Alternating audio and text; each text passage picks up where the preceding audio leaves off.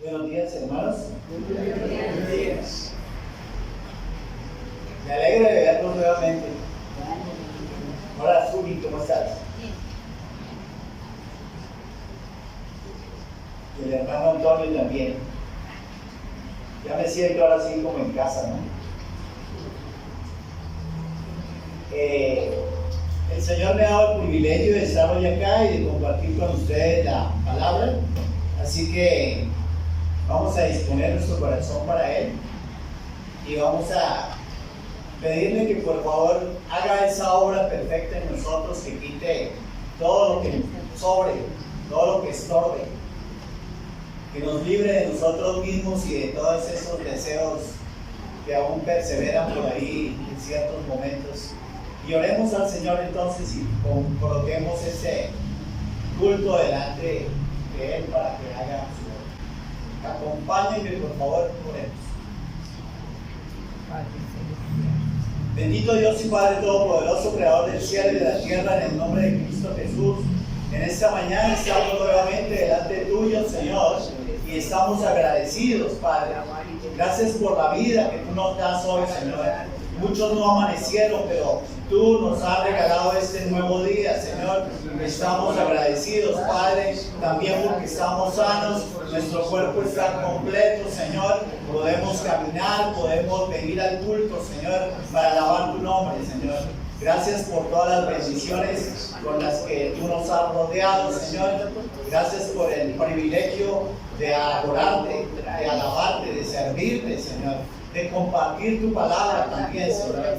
Yo te ruego en este día que para todos y cada uno de mis hermanos, Señor, tú hagas un milagro, Señor. Obra en el corazón nuestro, Señor. Abre nuestro corazón, Señor. Abre nuestra mente, Señor. Escribe tu palabra, Señor, en nosotros y que esta palabra se haga vida, Señor. Glorifícate, oh Dios. Te lo rogamos para gloria y honra tuya, Señor. También te pido, oh Dios, que quites toda distracción, Señor. Que nuestra mente esté enfocada solamente en ti, Señor. Y que esta palabra que tú nos das, Señor, sea atesorada, oh Dios. Padre, por favor, líbranos de distraernos. Glorifícate en gran manera en el nombre de Cristo Jesús, para tu gloria y para tu honra. Amén y amén.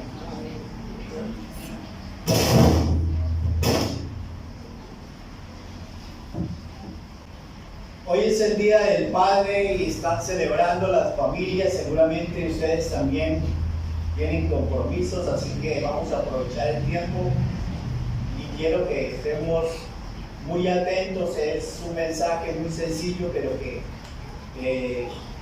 es con mucho amor de parte del Señor. Amén. Así que dispongámonos, por favor, y vamos a buscar en nuestra Biblia en Jeremías.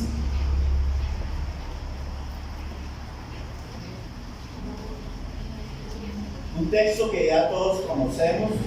Los voy a tocar de manera rápida. Simplemente vamos a hacer un hilo de pensamiento. Estaba mirando ahorita este cuadro acá. ¿Sí ven cómo cae el agua? Dice en Génesis capítulo 1 que en el principio creó Dios los cielos y la tierra, ¿cierto? Imagínense que Dios hizo todo y nos dio su palabra, y hoy vamos a trabajar apenas en un hilito de pensamiento que es como un chorrito de agua que está cayendo aquí detrás mío. Entonces la palabra es el texto de sagrada revelación, y ahí a través de ella vamos a conocer a Dios, al Padre, a Jesús. Vamos a obtener a través del conocimiento y de la obra de Jesús la salvación, pero hay muchos caminos dentro del estudio, y hoy vamos a tratar apenas un hilito de estos. Seguramente usted ya lo ha oído, y entonces lo vamos a recordar y le vamos a dar un poco más de aplicación si aún no lo hemos hecho. Entonces vamos a leer en Jeremías, en el capítulo 9, 23. al 26, un texto que ya conocemos seguramente, y que la letra dice: así dijo Jehová, no se alabe el sabio en su sabiduría, ni en su valentía se alabe el valiente, ni el rico se alabe en sus riquezas, mas alábese en esto el que se hubiere de alabar, en entenderme y en conocerme, que yo soy Jehová, que hago misericordia, juicio y justicia en la tierra, porque estas cosas quiero, dice Jehová. Amén. Amén. Entonces, podemos sentarnos.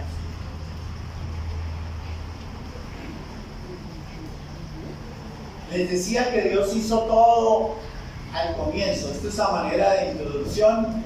El título de esta prédica es en honor ahí al Padre. Dios, el Padre, delega y respalda. Ese es el título. ¿Cómo es el título? Dios, el Padre, delega y respalda. Así que si Él nos envía a hacer un trabajo, Él nos respalda, Él nos capacita y Él nos provee todas las cosas que podamos usar. Amén. Imagínense que antes de existir todo el universo, se reúne el Padre, el Verbo y el Espíritu Santo. Y hay un concilio. Un concilio es una reunión y un acuerdo después de realizar, digamos, los diálogos. Y entonces Dios, ahí imagínenselo en la soledad de Dios, allí antes de toda la creación. Y el Padre quiere un pueblo y quiere tener una familia y quiere tener una creación, porque imagínense usted, ¿de qué me sirve a mí ser pastor si no tengo a quién enseñarles? No tiene como gracia, ¿no? ¿O de qué le sirve a usted tener la verdad, una gran verdad, si usted no la comunica a otros y no la comparte? ¿De qué le sirve? De nada. ¿O de qué nos sirve a nosotros, dándole una aplicación rápida, de qué nos sirve a nosotros que sepamos mucho sobre la Biblia, sobre Jesús, sobre el Evangelio, sobre Dios, pero si no nos esforzamos y en oración pedimos que nos capacite para poner por obra todo eso que hemos aprendido? Y también a compartir a otros, como les enseñaba hace un tiempo, para poder compartirles a otras personas el bien más grande que podemos darle a alguien, y es que conozcan a Jesús para que igual sean salvos de la condenación del infierno. Entonces se reunieron ahí e hicieron un plan, y ese plan empezó a ejecutarse y realizaron toda la creación. Ahí empieza a darle entrada al Hijo, porque el Verbo tenía que tomar carne, sangre y huesos y venir a hacer un trabajo. Tenía que despojarse, quitarse ciertos atributos de Dios, y Dios, que es Espíritu, entonces se vistió de carne, sangre y huesos como nosotros, para poder entendernos, comprendernos y poder pagar por nosotros y poder así librarnos de esta condenación tan grande. Entonces Dios empieza a introducirlo al mundo dentro de ese plan. Por eso es que escrito está, ya predestinado ¿desde cuándo? Desde antes de la fundación del mundo. Y ahí cuando hace la creación, entonces empieza el tiempo que conocemos nosotros, el que medimos con cronómetros, cronos se llaman en griego. Y en teología se dice que Dios se mueve en un tiempo kairos para entenderlo, ¿no? Pero la eternidad pues simplemente no tiene tiempo. pero para entendernos ahí le decimos que en un tiempo que caímos.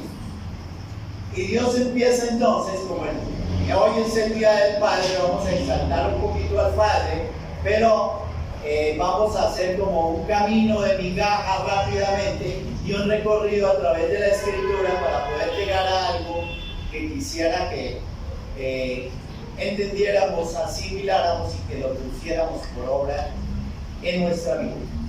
Entonces Dios empieza a introducirlo y por eso ahí desde Génesis, ya en Génesis 3:15, ¿qué dice?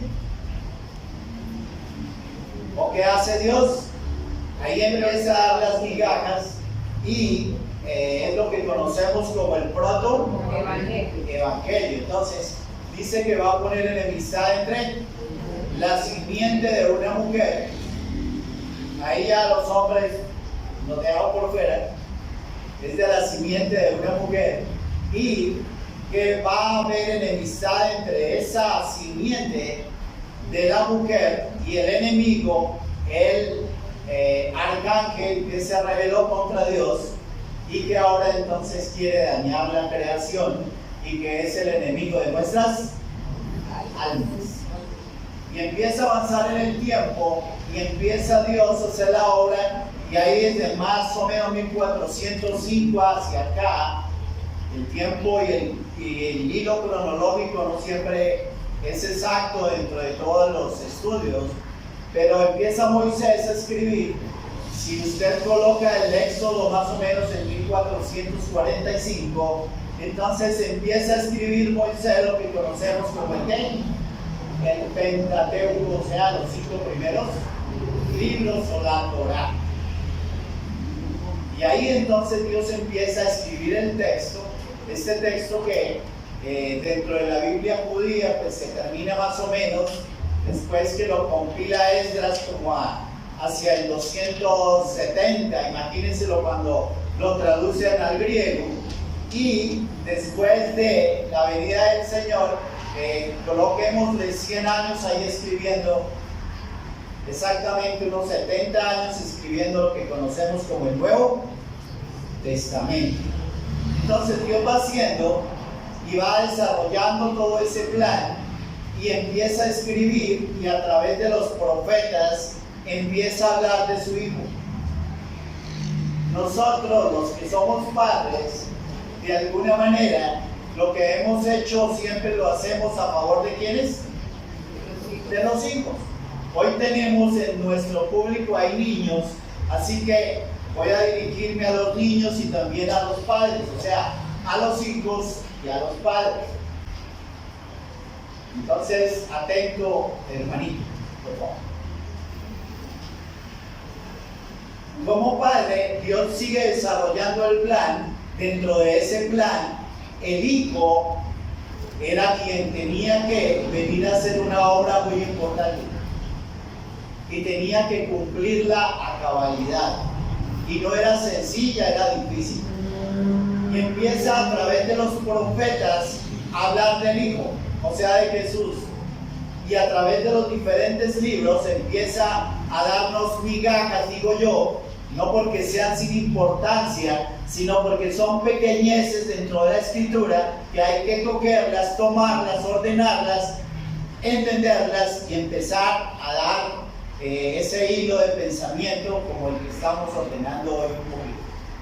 Entonces, a través de los profetas, algunos escribas van escribiendo ahí y tenemos hoy el texto y a través de ellos nos va a dar profecías. Entonces, esta es la idea. El Padre sigue introduciendo al Hijo y va dando migajas de lo que iba a suceder después. ¿Recuerdan Isaías 7, 14 y 15 que les nombré hace un mes y medio cuando estuve acá? Ve aquí la que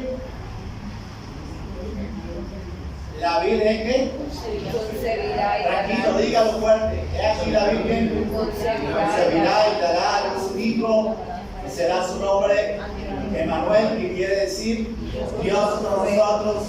Comerá mantequilla y miel hasta que sepa discernir lo bueno y qué es lo malo. Y entonces Dios sigue a través del texto dando las profecías Y entonces aparecen unas 340 profecías a través del Antiguo Testamento, y todo eso lo tiene que cumplir el Señor cuando venga.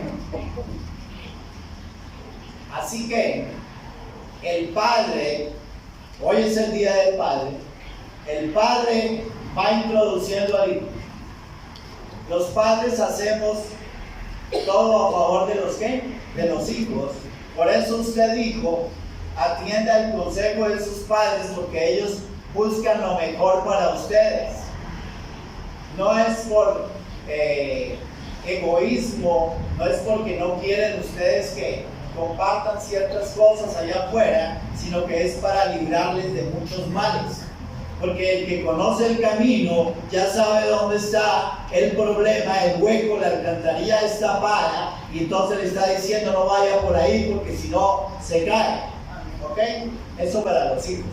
Entonces, los padres a veces nos equivocamos, pero siempre el deseo nuestro es darles lo mejor a ustedes. Así como Dios, nuestro Padre, quiere darnos lo mejor. Lo que pasa es que nosotros a veces no queremos lo mejor.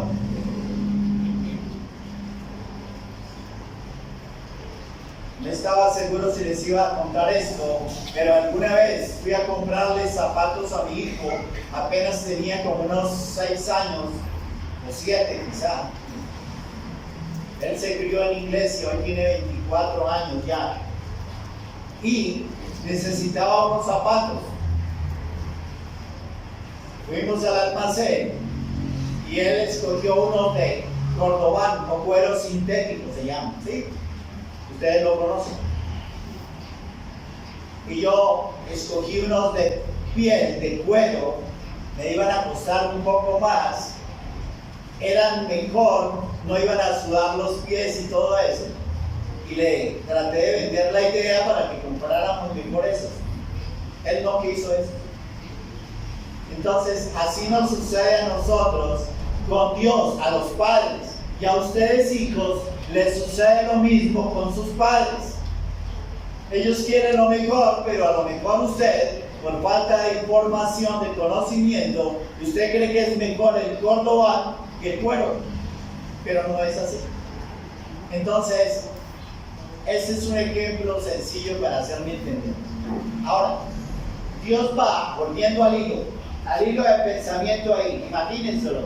De ahora en adelante, cada vez que vea esto, son hilos de pensamiento y el predicador coge uno de ellos y un poquito habla sobre eso. Entonces, le da las profecías y escribe todo el Antiguo Testamento, y ahí están las profecías. Pero también hay otras cosas y se llaman tipos. Y los tipos no son unos señores ahí como los que andan por ahí, unos tipos no, sino que son una sombra que después, una imagen que después tiene su cumplimiento real. Entonces, a través de la tipología, por ejemplo, Jesús es el segundo Adán, o es el postrer Adán también, 1 Corintios 15. Entonces, a través de la tipología de Adán, nos va introduciendo la imagen que después va a cumplir y va a ser así el Hijo. ¿Y el Hijo va a ser quién? Jesús. Entonces, si usted quiere conocer a Jesús, puede usar la tipología, conozca a Adán, aplíquelo a Jesús, y entonces puede hacer un paralelo y a veces también un contraste, no siempre es perfecto de acuerdo al tipo que use. Ahora, tenemos los tipos y tenemos las profecías del Antiguo Testamento. Y sigue introduciendo al Hijo, y por eso es que cuando leían Hebreos al comienzo, decía que Dios, habiendo hablado de muchas maneras a nuestros padres antes, por los profetas y todo esto, ahora nos ha hablado ¿por quién? Por su Hijo.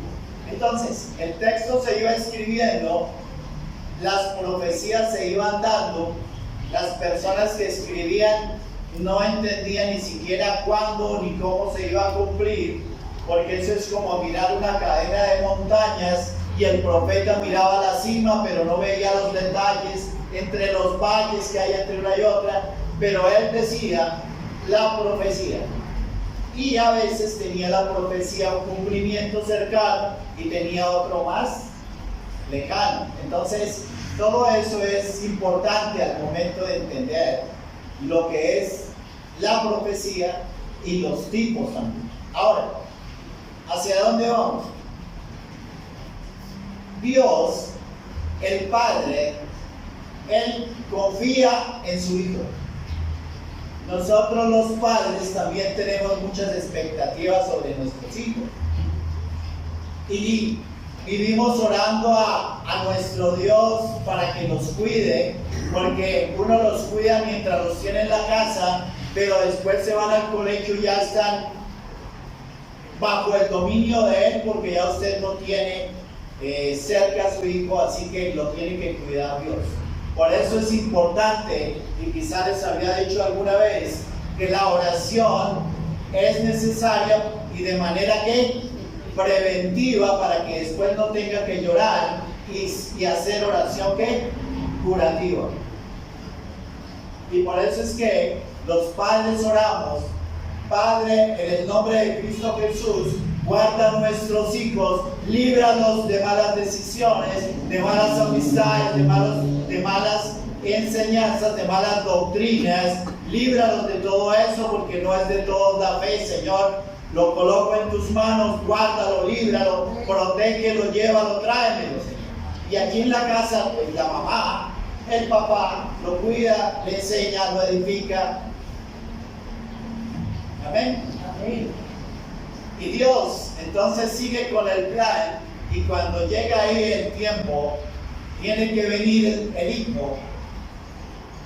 Y se dice que en el año -4, por una falla ahí en el calendario, y comprobando de acuerdo a la muerte de Herodes, entonces quizá en -4 entonces nace Jesús. Y este Jesús nace ¿de quién? De la Virgen María. Y usted entonces dice que ¿por qué hablo de la Virgen María? Y entonces les debo decir que estoy en un pueblo donde la mayoría de personas son católicas, y entonces hablo del hijo de la Virgen María, porque ellas y ellos veneran en gran manera a la mamá del Señor. Entonces, incluso hasta tiene un buen nombre que me sorprendió, que me llamó mi atención, porque se llama la Virgen del Buen Suceso. ¿Y es bonito o no? No sé qué prejuicios tenga usted con la Virgen. Es la madre del Señor, eso es lo que dice acá. Entonces me gustó el nombre. Es la Virgen del Buen Suceso. ¿Y el buen suceso cuál es? Que ha nacido un Salvador, el cual es ¿quién? Jesús. Amén. Es bonito. Entonces, nace el Señor, y a los 12 años, que es cuando se celebra la fiesta a los hijos, en la edad en la cual son responsables de buscar de Dios, no que sean mayores de edad aún. En el pueblo judío lo era a los 30 años, por eso el Señor se queda quieto hasta los 30. No sé si a Santiago le celebraron el Mizpat o no, pero entonces ¿qué es? Hijo, has cumplido 12 años, eres responsable de buscar de Dios. Yo te he enseñado desde que tienes uso de razón, te he llevado a la iglesia, he orado contigo, he leído contigo, te he explicado las cosas que Dios me ha dado, y además he compartido todo el material que el Señor me ha dado. Todo lo que el Señor me dio, lo he causado, lo he canalizado para poder bendecir a mi familia y a usted, hijo. Entonces, le celebran el pueblo judío lo hace. Si usted lo quiere hacer con su hijo, es una decisión propia, pero ellos celebran a los 12 años eso. Por eso el Señor a los 12 años entonces, ese día seguramente estaba ya ¿qué? Discutiendo con los maestros de la ley, porque ya tenía muchas preguntas y muchas cosas. En los negocios de mi Padre me es necesario estar. Aquí, si decimos la frase, entonces el empresario se lleva al hijo para que aprenda cómo es que maneja la empresa, ¿no? Pero ahí Jesús estaba diciendo otra cosa, ¿no? Es la parte espiritual. Esto es para que por favor comparemos y hacerme entender un poquito. Entonces Jesús a los 12 años estaba ahí. ¿Y de qué estamos hablando? El Padre de Dios tiene fe en su Hijo, está realizando un plan, Él lo va a cumplir a cabalidad. Y la aplicación para nosotros los padres, rápidamente de una vez, para que después no se me agote el tiempo, es: nosotros como padres tenemos que confiar en nuestros hijos también. Podríamos hablar de padres espirituales también, no solamente físicamente, sino espirituales. Todos de alguna manera tenemos un padre espiritual y decimos que fueron aquellos maestros y quizá aquel pastor que más tiempo dedicó a nosotros y que nos respondía a todas las preguntas, las inquietudes, todo aquello que nos causaba sorpresa, incertidumbre, y como que nuestra incredulidad creaba muchas preguntas. Yo lo tenía ahí hasta las 12, 1 de la mañana, y entonces él me explicaba cosas, y así estuve un tiempo largo, como 1 año y medio en mi casa, y él iba cada 8 días a hacer ese trabajo. Entonces, físicamente somos nosotros los padres que hacemos eso con nuestros hijos y debemos creer en ellos, pero también aplicando una palabra del título, dice delegar. Si confiamos, también delegamos, porque a veces yo ya crié a mis hijos, el menor ya 24, así que no fui a retiro de pareja. Entonces, ¿qué sucede?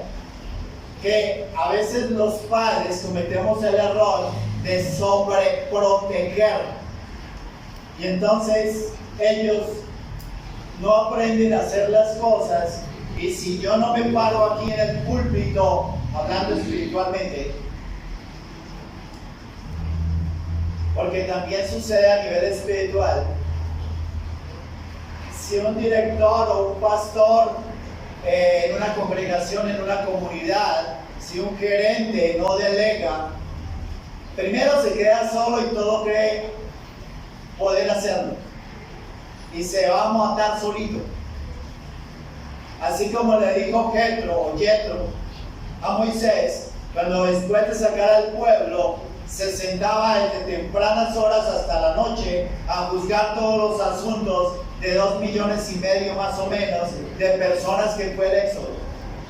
Y entonces Jethro ahí le dice, el suegro, le dice: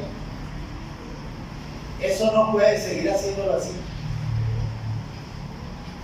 Usted tiene que delegar jefes de 50, de 100, y usted tiene que hacer, en otras palabras, un organigrama.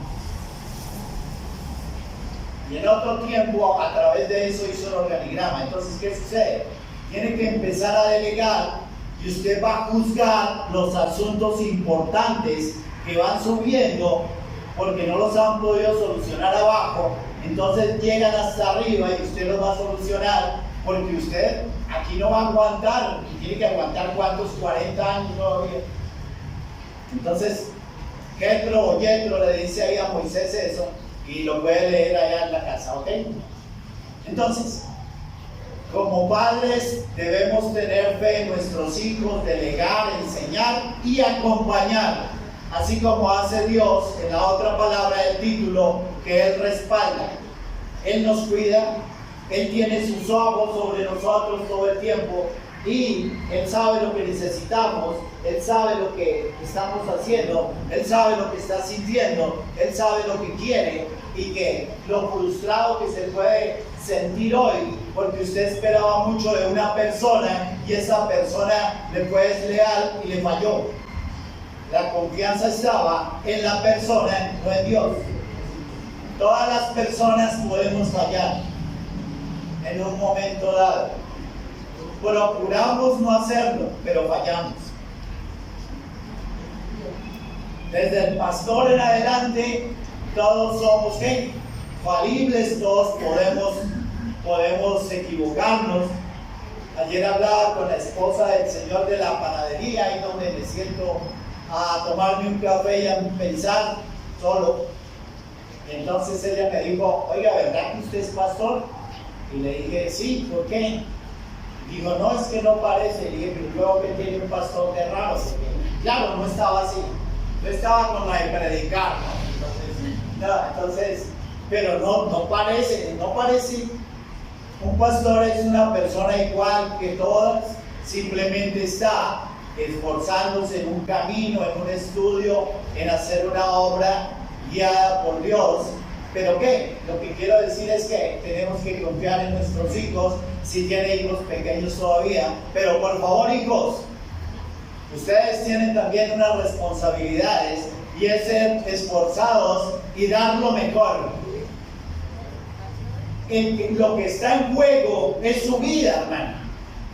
O a usted, hermano, que está escondidito allá. Lo que está en juego es ¿qué? Su vida. La de tu mamá, la de tu papá, ellos ya desarrollaron su vida. Hasta lo tuvieron ustedes. Entonces, ¿qué pasa? Dios confía en nosotros y nos da un hijo, o quizá dos, o quizá tres, o quizá cinco, los que sean, para que usted los cuide. ¿Qué fue lo que sucedió? Dios confía en usted. Dios le dio a esos hijos para que usted los cuide. Él confía en usted y lo va a ayudar y le va a dar sabiduría, le va a dar entendimiento, le va a decir cómo hacer el trabajo, le va a proveer todo lo que ellos puedan usar en su momento adecuado. Pero uno tiene que ser esforzado con Dios. Eso es de roles, del matrimonio, de la relación. Y entonces yo me pego a Dios y después viene la esposa, después vienen los hijos. ¿Pero qué? Debemos estar conscientes de que Dios ha confiado en nosotros vidas, almas. Y si uno, les decía hace un tiempo que si uno le predica a un niño, entonces se salvará su alma, pero también se salvará su vida. Nosotros ya, si conocimos el evangelio de viejos, de adultos, maduritos, para no decir tanto, entonces lo que se va a salvar, y gracias a Dios, porque se salvó un alma. Pero quizá nuestra vida haya sido un desastre. Quizá haya llegado usted a tocar el fondo para poder reaccionar y volverse a Dios. Lo ideal es no tocar el fondo, ¿no? Los muchachos de la calle tocan el fondo y entonces dicen que el Señor Jesucristo los sacó de las calles, que porque los llevó a una fundación y a ser regenerados un tanto, pero si no lo conocen verdaderamente, entonces solamente salen de la droga, pero no que siga el camino real del Señor. Entonces, Dios envió a su Hijo. Eso es un plan desde antes de la fundación del mundo. Y Él vino e hizo el trabajo y a los 30 años empezó su ministerio y ahí empezó a enseñar. Empezó a decir, por ejemplo, Marcos 1 dice que después que Juan fue encarcelado, vino Jesús predicando: el tiempo se ha cumplido, el reino de los cielos se ha acercado, arrepentidos y creer en el evangelio. Entonces 4 cosas dijo ahí según Marcos, y entonces es: el tiempo se ha cumplido, el reino de los cielos se ha acercado, arrepentidos y convertidos. Esto va a seguir dentro de toda la predicación, por eso usted nota que el arrepentimiento siempre está. ¿Cuál fue el mensaje de Pedro ahí en Hechos capítulo 2? ¿Y ahora qué hacemos? Arrepentidos. Y arrepentimiento entonces es un cambio de qué? De mentalidad. Perdón. No es llorar, aunque eso puede formar parte del asunto. No es de emociones solamente, porque hay emociones involucradas, por supuesto. Pero entonces lo que tiene que suceder, y cuando escuche la palabra arrepentimiento, es un cambio de mentalidad, de pensamiento. Recuerden que el corazón es mente, o sea, intelecto, voluntad y emociones. Y cuando Dios viene a través de Jesús a morar en nosotros, entonces Él tiene que limpiar la casa y tiene que limpiar nuestro corazón, y por eso tiene que haber arrepentimiento y empezar a sacar las cosas, los antivalores que hemos aprendido, las cosas que no son verdad, que no convienen, y toca empezar a limpiar y colocar los verdaderos valores, que son los valores de Dios. Y entonces Jesús empezó a hacer el trabajo y empezó su ministerio a los 30 años, y va a Juan para que lo bautice y empieza a desarrollar. Amén.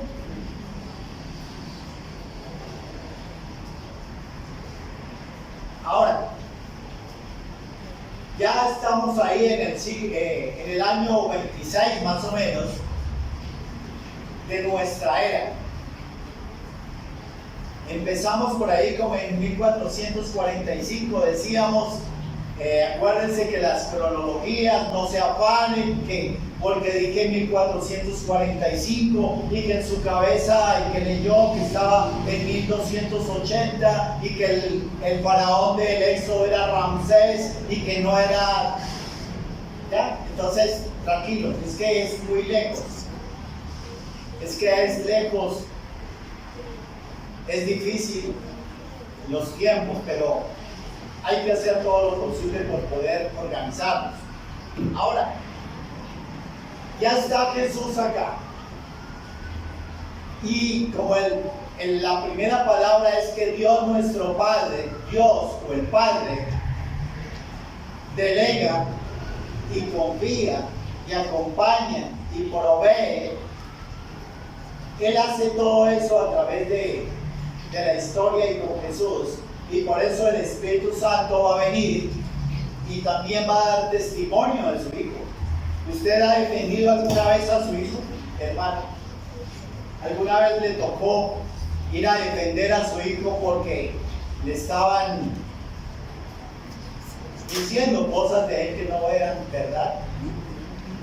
Y entonces cuando Jesús es bautizado, el Padre va a dar testimonio de él. Porque escrito está que se necesitan 2 testigos para que mi testimonio sea verdadero. Lo que yo diga de mí mismo no sirve. Lo que yo le diga de mí mismo, no lo crea. De pronto es puro ego. Pero quizá si le pregunta a 2 personas, y si esas 2 personas llegasen a decir lo mismo, entonces podría ser verdad. Tiene validez. Entonces, está bautizándose el Señor, Juan está bautizando para que se cumpla toda justicia, y el Padre dice: este es mi muchacho, ¿cierto?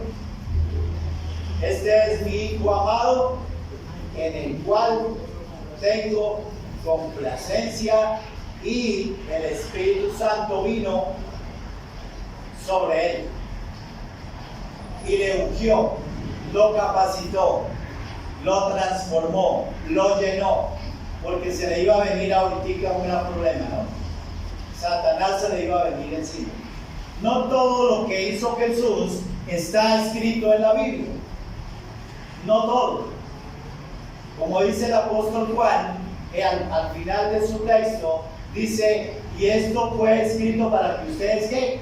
Ustedes crean Pero si se escribiera todo lo que el Señor hizo, no alcanzarían los libros para escribir, porque fueron muchos más milagros, fueron muchas más veces que Satanás lo tentó. Aunque Lucas dice, y Satanás vino y lo tentó después de haber ayunado 40 días y 40 noches, y entonces le dijo, mira, yo te ofrezco. Y después de ser reprendido por él, dice que se alejó por un ¿qué? Por un poco de tiempo. Así que siempre lo tenía ahí encima. Pero no nos lo recalcan cada rato. Lo mismo que le pasa a usted o a mí. Por ahí está siempre. Las tentaciones, y de ahí la importancia de la oración, y de ahí la importancia de la lectura, y de estar en el camino de Dios, haciendo lo que tenemos que hacer, haciendo los ejercicios piadosos, la oración, la meditación, la lectura, el hablar de Él, todo eso. El ayuno, el dar, porque todo tiene un propósito. Por ejemplo, el dar, cuando uno habla de diezmos, hay un pequeño paréntesis. Cuando hablaba quizás hace un tiempo de cómo se financia una iglesia y qué es lo que tenemos que hacer como miembros de ella, ¿recuerdan? Son 3 cosas. ¿Alguien me las puede decir, por favor? Cuando usted se hace miembro de una congregación, usted tiene derechos, pero usted también tiene unas ¿qué? Obligaciones. Esas 3, ¿cuáles son? Un valiente que me las recuerde, a ver, por favor. ¿Se acuerdan que eran 3 autos, pero que no eran los carros de Chivas, del hermano y del otro hermano? ¿Se acuerdan que eran 3 autos? Autogobierno. ¿Aquí quién nos gobierna? ¿Vienen de afuera a gobernarnos? No. La persona que Dios puso por autoridad es la que hace, la que delega, la que toma las decisiones. Eso es un gobierno, se llama autogobierno entre nosotros. No que sea una democracia y que vamos a elegir mañana a ver quién va a gobernar su libre gracia, sino que Dios coloca las autoridades y que Dios llama. Ahora, el segundo era, rápido, el segundo es autogobierno, lo otro es autosostenimiento. Es decir, la gente allá afuera en los debates y todo eso dicen que ya los diezmos no, que la ofrenda no, y que el pastor se está enriqueciendo y uno sin para el bus a ir a predicar. Pero bueno, ellos dicen así. Y entonces, no, que se está enriqueciendo el pastor, pero esto es solamente para los gastos, ¿qué? Los gastos de la casa. ¿Eh? Entonces hay que pagar todo y tenemos que autosostenernos. Y ahora viene el problema de si yo doy o no doy. Dios lo colocó fue para tratar con nuestra avaricia, hermano. Porque tenemos una rapiña dentro de nuestro corazón. Si tenemos algo, queremos más. Si tengo 10 millones, quiero 20. Si tengo 100, quiero 300. Si tengo 500, quiero 1000. Y en lo material, entonces, como se ha vuelto tan indispensable el dinero y estamos en el mundo y tenemos que usarlo, por supuesto, por eso es que la gente no entiende y dice que eso ya no es necesario, pero tenemos que autosostenernos. Si no hay para cancelar las cosas, estamos en problemas. Y entonces vienen hasta desalojos por ahí. Entonces, hermanos, ese es el segundo.